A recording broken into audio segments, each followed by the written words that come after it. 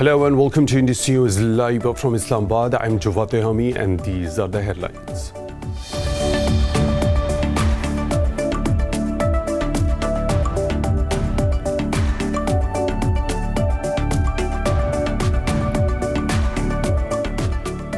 The Taliban claim they have captured an Afghan military base in the Dilaram district of NIMROZ province. Taliban spokesperson Qari Ahmadi said 5 Afghan soldiers were killed and 2 others wounded in the raid. Ahmadi said heavy weaponry was also seized from the base. The Afghan Defense Ministry has not commented on the claim yet.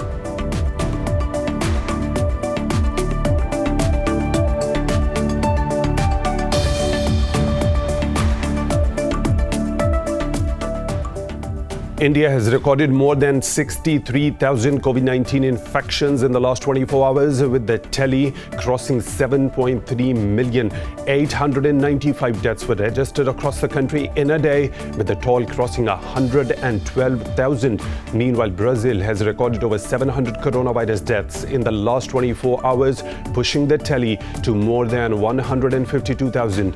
In Pakistan, the virus has killed 7 more people, with the death toll rising to 6,621. Globally, the virus has infected nearly 39 million people, with 1.09 million deaths. The UK says it is disappointed that the EU is no longer committed to working intensively to reach a future partnership. British Chief Negotiator David Frost says expecting London to make all moves is an unusual approach to conducting a negotiation. In a statement after a summit in Brussels, EU leaders called on the UK to make the necessary moves to make an agreement possible.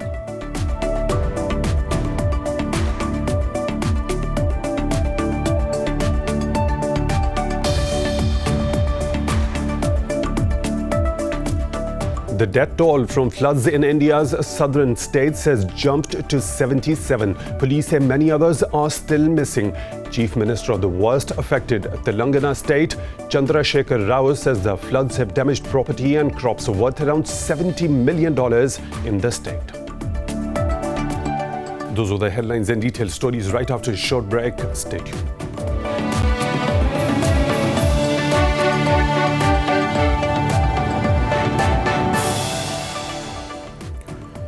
Welcome back, and now for the news in detail. The Taliban claim they have captured an Afghan military base in the Dilaram district of NIMROZ province. Taliban spokesperson Qari Ahmadi said 5 Afghan soldiers were killed and 2 others wounded in the raid. Ahmadi said heavy weaponry was also seized from the base. The Afghan Defense Ministry has not yet commented on the claim.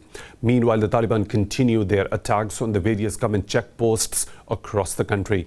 Spokesperson Zabiullah Mujahid said 2 newly established Afghan military checkposts in the Parwan province were overrun. The Afghan Defense Ministry has not commented on the claim yet.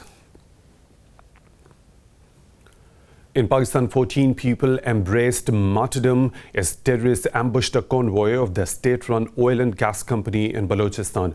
The military's media wing ISPR said security forces were escorting the vehicles from Gwadar to Karachi when terrorists opened fire on them.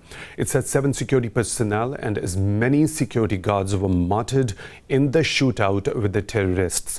It said security forces ensured the safe exit of all the workers and inflicted heavy losses on the terrorists. In a separate incident, an army officer and 5 other soldiers were martyred in an IED attack in North Waziristan. On Tuesday, National Security Advisor Mueed Yusuf said India is behind several terror attacks in Pakistan.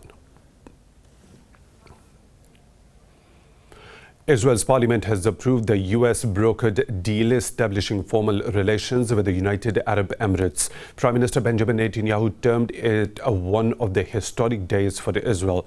Addressing the parliament, Netanyahu said the peace agreement does not contain a secret addenda. As many as 80 lawmakers voted in favor of the deal, while 13 opposed it. The Middle East countries signed the Abraham Accords at the White House on the 15th of September. Palestinians have condemned the pact as a betrayal of their quest for statehood in Israeli-occupied land. Iraq says it will coordinate with the U.S. to develop a timeline for the withdrawal of the American troops from the country. Iraq's foreign ministry said it has formed a technical committee to oversee the redeployment of forces outside Iraq. It said the meeting in Baghdad included Iraq's foreign minister, national security advisor, and other security officials. The establishment of the body follows the series of meetings between the U.S. and Iraqi officials over the summer. Earlier this year, the Iraqi parliament voted to expel all the foreign forces after a US airstrike killed Iranian commander Qasem Soleimani in Baghdad. The US says it has killed 2 senior al-Qaeda operatives in a drone strike near Idlib in northwest Syria. In an interview, the US Central Command spokesperson said the strike was carried out by the military's elite Joint Special Operations Command. Major Beth Riordan mentioned al-Qaeda's Syrian branch continues to threaten the US interests and allies. It is the first drone strike by the US military against al-Qaeda in Syria since September. China and Thailand have agreed to create fast tracks and green lanes to facilitate the flow of people and goods. Thai Prime Minister Prayut Chan-o-cha and Chinese Foreign Minister Wang Yi reached the deal in Bangkok. Prayut Chan-o-cha said Thailand and China should formulate plans together for their post-COVID-19 cooperation. He said Bangkok expects more Chinese enterprises to invest in Thailand. He promised to provide an open, fair and transparent business environment for Chinese enterprises. For his part, Wang pointed out the 2 sides should strengthen COVID-19 vaccine cooperation. He added the 2 countries should advance the joint construction of the Belt and Road Initiative.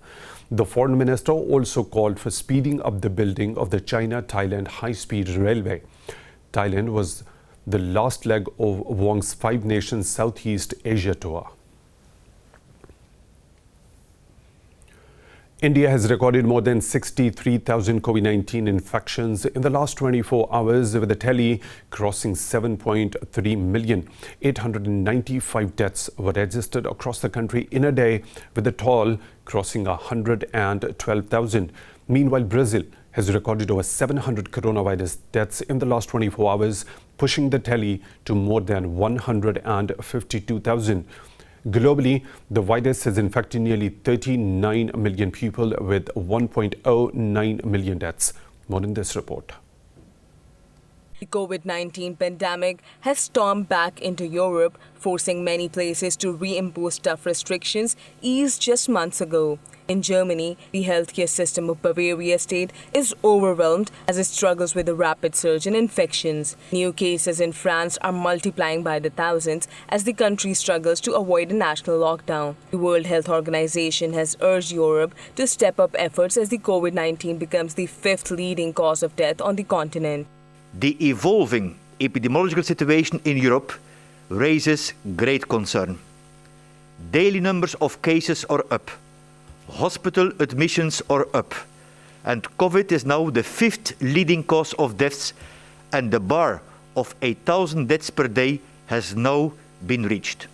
In Latin America, COVID-19 continues to wreak havoc as economic strife has forced people to return to work. Meanwhile, US President continues to stand firm on his decision not to implement a lockdown despite cases now surging in majority of the states. Trump's critics are blaming him for the already high number of deaths and fear the worst is yet to come. Over in Australia, first international no-quarantine flight has arrived amid the rapidly falling growth rate at the country's COVID-19 epicenter. Russia has also reported record high single-day deaths in the last 24 hours. In the meantime, China reported no locally transmitted cases, while 24 imported cases were identified.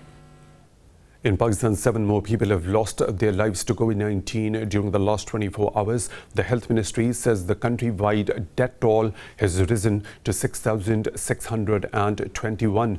The ministry says 659 people tested positive overnight. It said there are 9,421 active COVID-19 cases in the country. The ministry added, out of nearly 322,000 cases, over 305,000 have recovered so far. It said more than 141,000 cases have been detected in the southern province of Sindh, while Punjab has reported some 101,000 cases.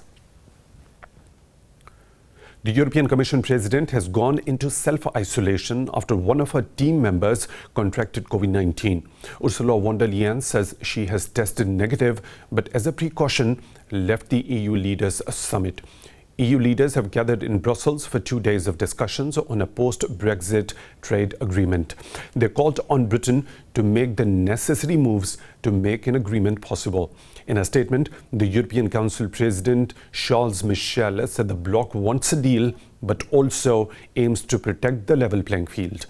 He said it is a question of fairness, jobs, and the integrity of the single markets.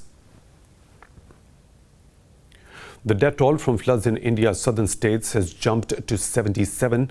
Police say many others are still missing. Chief Minister of the worst affected Telangana state, Chandrasekhar Rao, says the floods have damaged property and crops worth around $70 million in the state. Officials say the situation in the state of Karnataka worsened with the rains and release of water from major dams. The Indian Met Department has forecast heavy rains in Maharashtra state and western coastline Konkan in the next 2 days. Now, air quality in India's capital, New Delhi, is continuously deteriorating.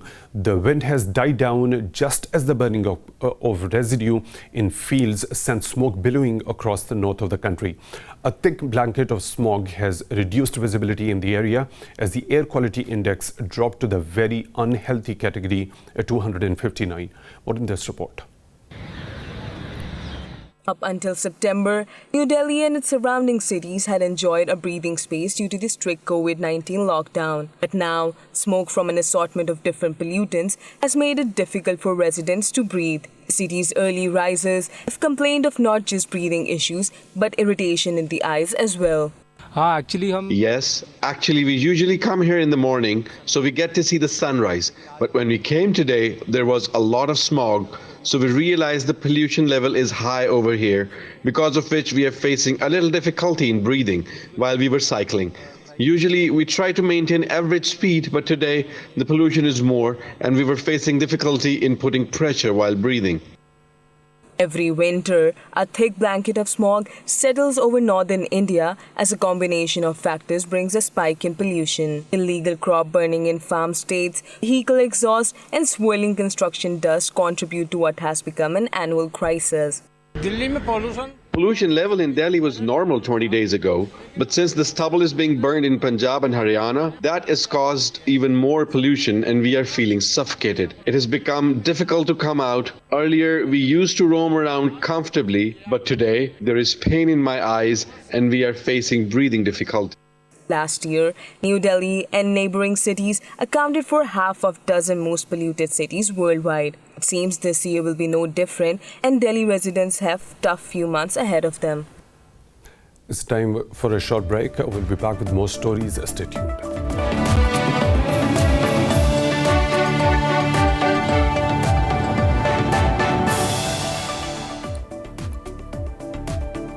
Welcome back. Scorching temperatures made September 2020 the hottest on record. Scientists say there is a 65% chance this year might end up as the warmest. More in this report.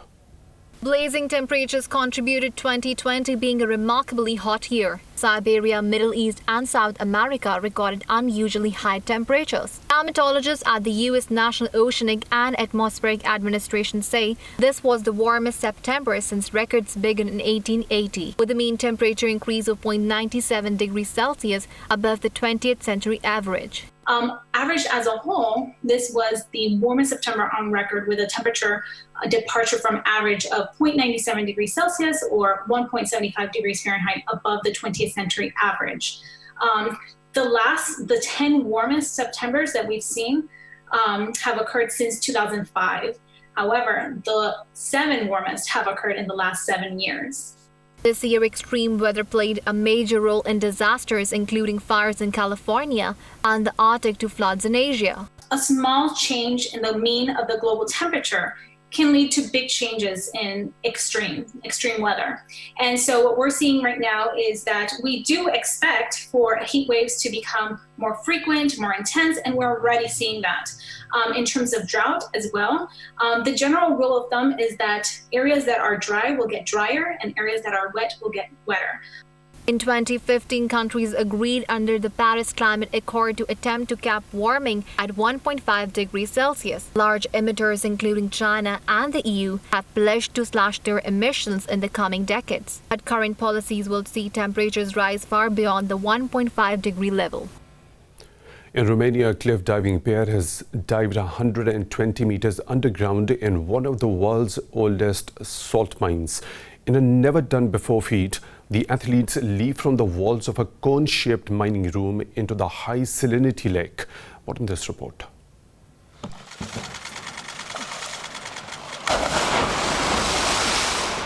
This visually stunning area has the oldest Turda salt mine. The astounding beauty has made the place like a wonderland, shaped by salt and humankind. Cliff diving champion Rhiannon Iflin and local star Konstantin Popovici took up the challenge to jump into a lake inside the salt mine. There's a lot of challenges diving here. Well, firstly, it's a brand new location. It's very dark down in the lake.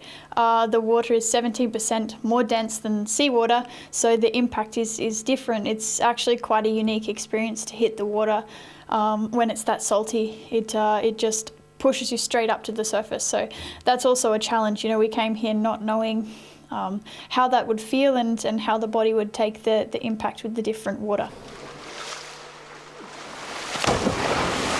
Cliff diver Konstantin Popovici has called it a new and different experience. The big challenge, I would say, it's the salinity. It's super salty compared to a normal ocean, which it makes it more tough on your body on the impact. Also, being in a cave, it's totally dark. We have lights, but it's still not a natural, perfect condition to dive. So that's another challenging thing.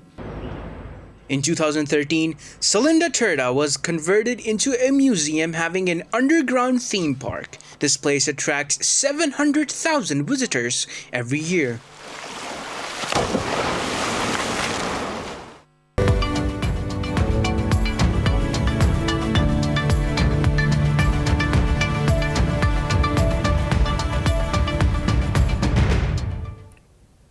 The UK says it is disappointed that the EU is no longer committed to working intensively to reach a future partnership.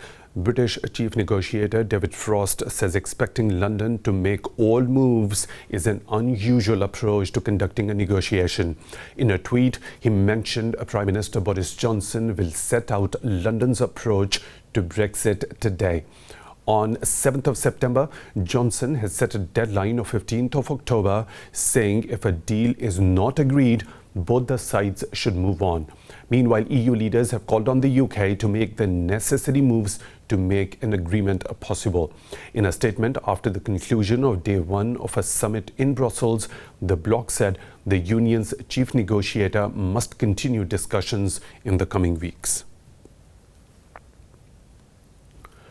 Stocks in the Asia-Pacific are trading mixed as investor confidence continues to plummet due to COVID-19 resurgence. Meanwhile, the US dollar strengthened as uncertainty rose, with investors flocking to the haven currency. Mainland Chinese stocks were mixed. The Shanghai Composite advanced marginally and the Shenzhen component shed over 0.5%. In Hong Kong, the Hang Seng Index gained over 1%, but bourses were mostly down in other regional markets. Japan's Nikkei 225 declined fractionally, while the Topix slipped more than 0.5%. In South Korea, the Kospi traded lower by almost 1%. Australia's ASX 200 also shed over 0.5%.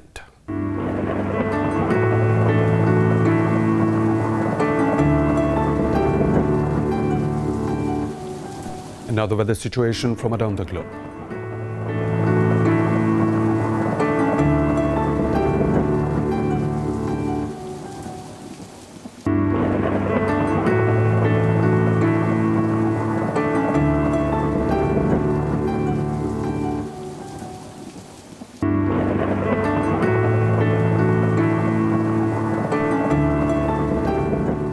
And that's all for now. With the latest updates, you can follow us on social media at Indus.News.